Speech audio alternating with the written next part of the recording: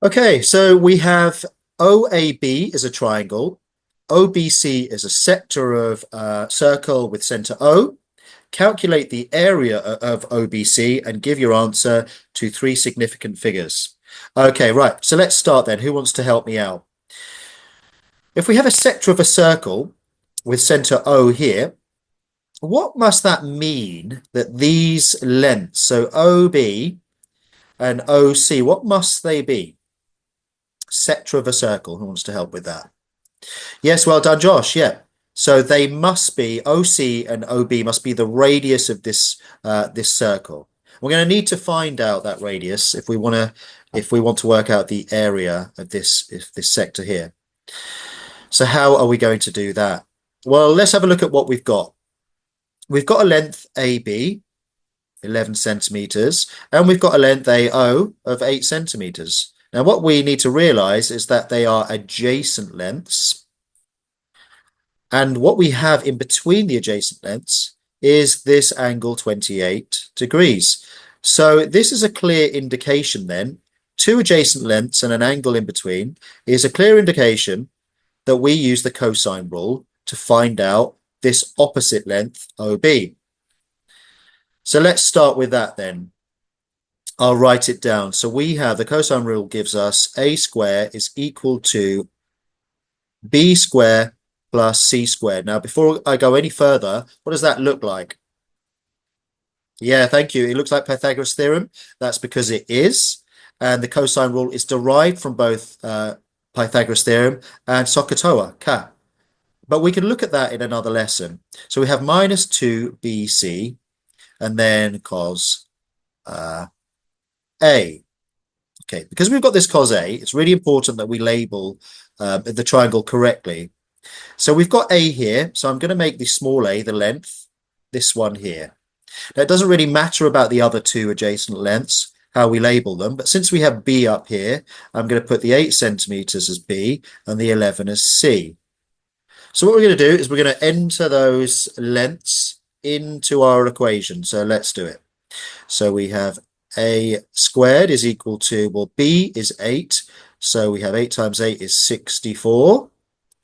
And we have 11 times 11 is 121 minus 2 times 8 times 11 times cos. And yeah, we have 28. Who wants to enter that into their calculator? And tell me, I'll give you a second to do that while I do it too.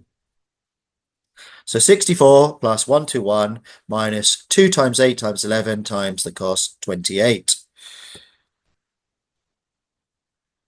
Yeah. Oh, excellent. Thank you. Yeah, I believe that's right. So we have 29.60,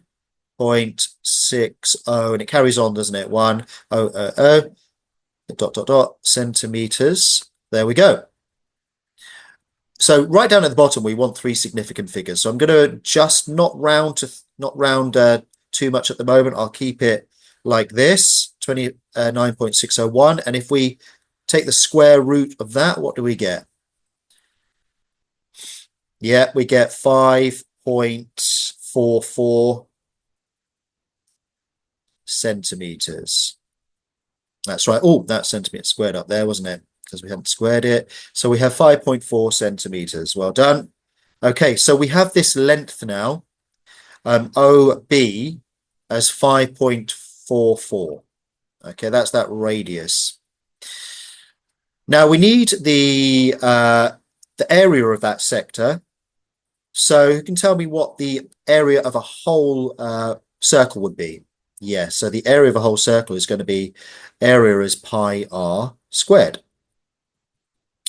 But we don't have the whole of a circle. We only have from OB to OC, we have that arc there, we have 70 degrees. So what we're going to do instead is we're going to say that we have the area is given by the ratio 70 over 360, because that would be the total degrees all the way around, but we've only got 70.